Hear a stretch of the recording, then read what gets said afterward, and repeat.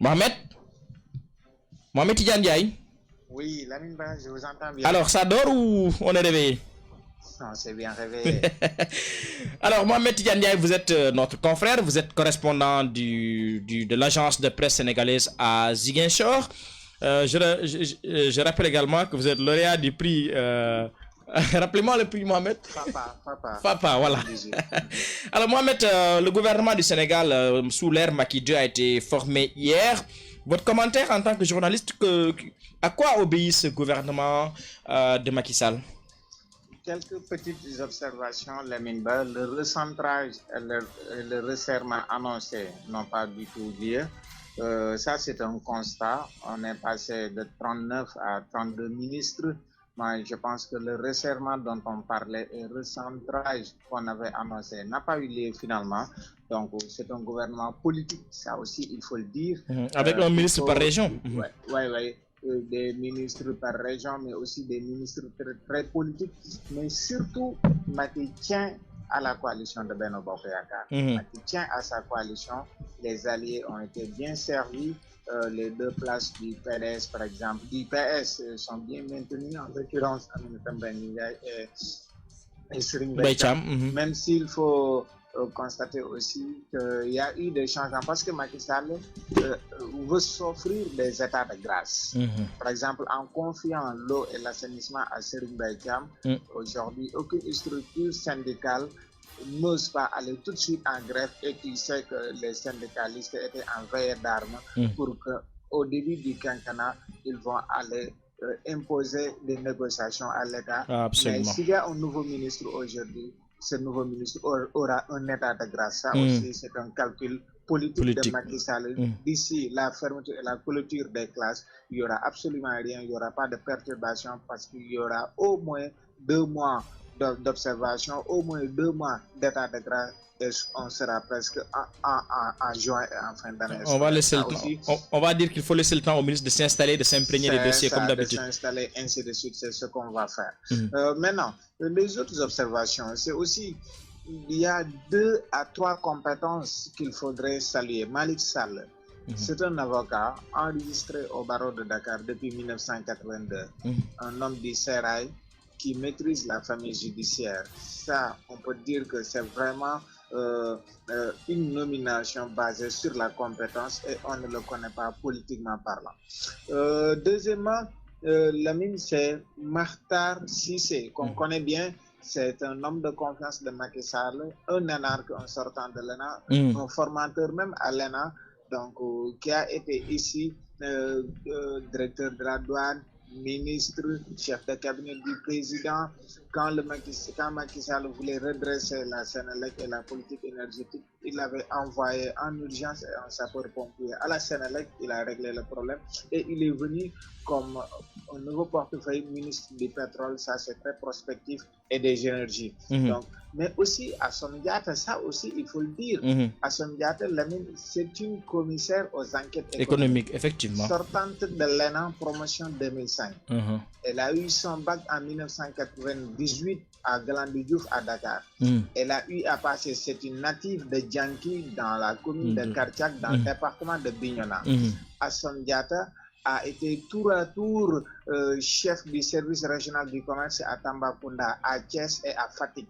Donc, elle connaît le commerce intérieur de ce pays pour avoir fait tour à tour beaucoup de régions dans les profondeurs, mais aussi c'est une spécialiste du commerce extérieur.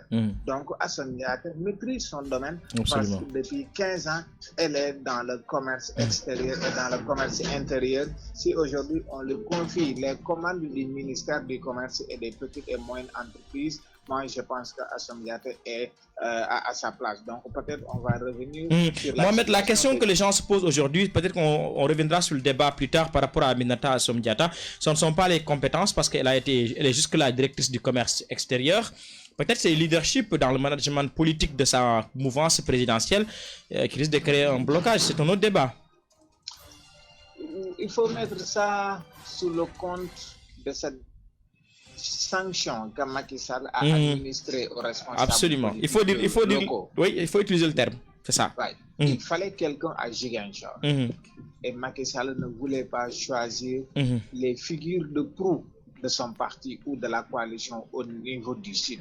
Donc ça, c'est une sanction claire au niveau de Ziguinchor qui a été prononcée, administrée et matérialisée par Macky Sall.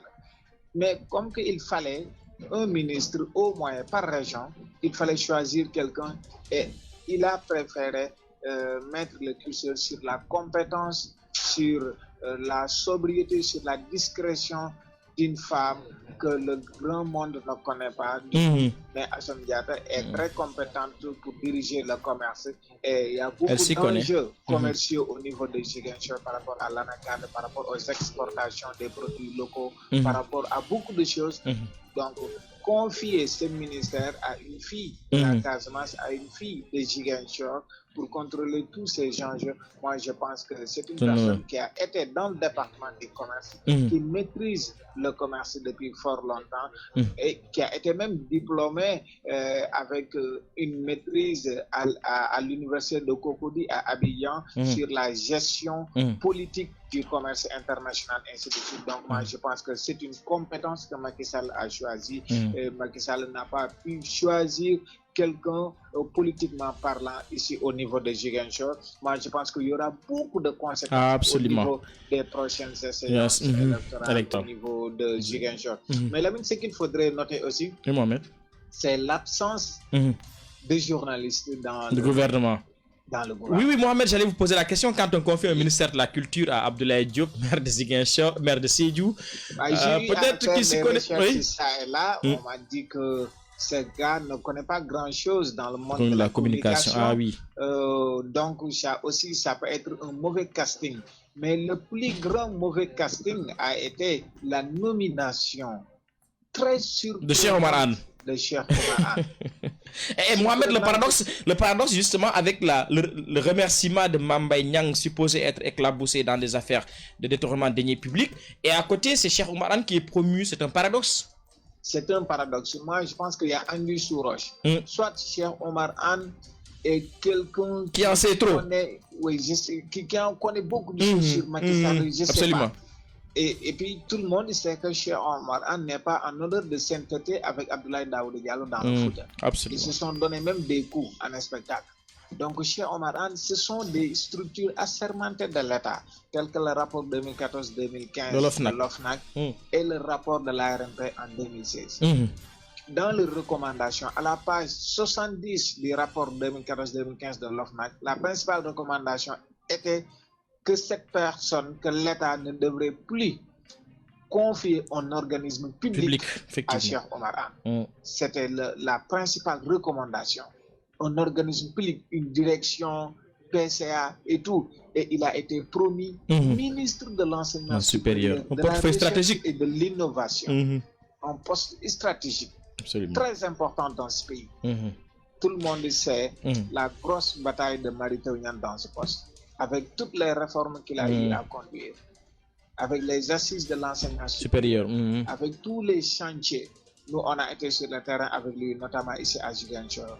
Donc moi, je pense que c'est une nomination très surprenante. Les Sénégalais attendent des réponses, mais il faudra l'attendre sur le terrain des faits et des actes pour voir ce qu'il pourra faire. En plus, il n'est pas universitaire, Cheikh Oumar Anne, il n'est pas universitaire, il ne connaît pas le domaine, il n'a jamais été dans le domaine universitaire par quelque poste que ce soit, autre que de s'occuper du lit et des draps des étudiants à l'université.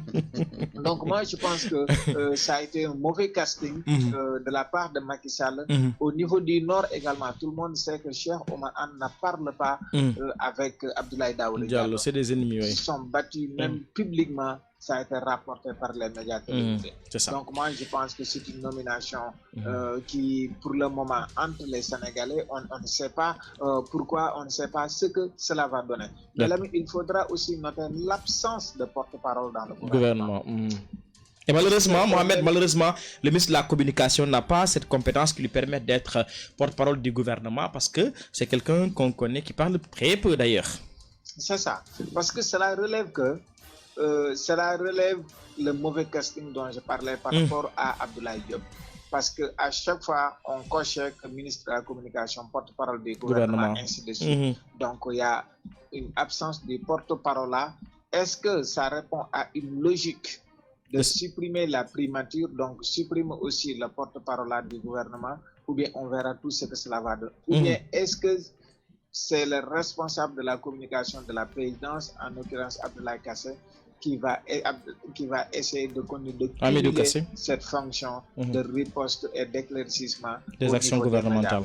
Donc, Lamine Ba, ça a été très surprenant d'une part, mais aussi il y a des logiques. Mais par rapport au départ, si vous prenez Papa Abdoulaye Seck, si vous prenez Mary Teuw Niane, si vous prenez Maïmouna Ndoye Seck, si vous prenez tant d'autres, ces gens-là n'ont pas une assise politique au niveau de leur base. Donc c'est un gouvernement politique mais qui tient à sa coalition. L'autre enseignement politique qu'il faut tirer également, c'est Ali Ngouille Ndiaye, qui reste un baobab au niveau de la paix et au niveau de la coalition, qui ne bouge pas. Ali Ngouille est l'un des rares ministres, ils ne sont que 3 d'ailleurs, qui ont été là depuis le début de la gouvernance de Macky Sall. C'est Ali Ngouille, c'est Abdoulaye Daouda Diallo, il y a aussi un autre que, c'est pas Amadou Ba, il y a aussi un autre que j'oublie le nom. Donc, il y a 3 qui n'ont jamais bougé, qui ont été toujours là depuis le premier gouvernement, depuis les Ali Koton Ndiaye. Donc, Ali Ngouille Ndiaye est toujours là. Donc, moi, je pense que Macky Sall, ça contraste un peu avec son appel, son ouverture au dialogue. Parce que le chemin le plus rapide pour aller au dialogue était de changer Ali Ngouille Ndiaye. Effectivement, et de mettre une personnalité indépendante, absolument. Absolument. Voilà. D'accord. Mohamed Ndiaye, je rappelle que vous participez indirectement à ce débat. On vous aura suivant en incursion. Merci pour ces éclaircissements. Dambé, bonjour.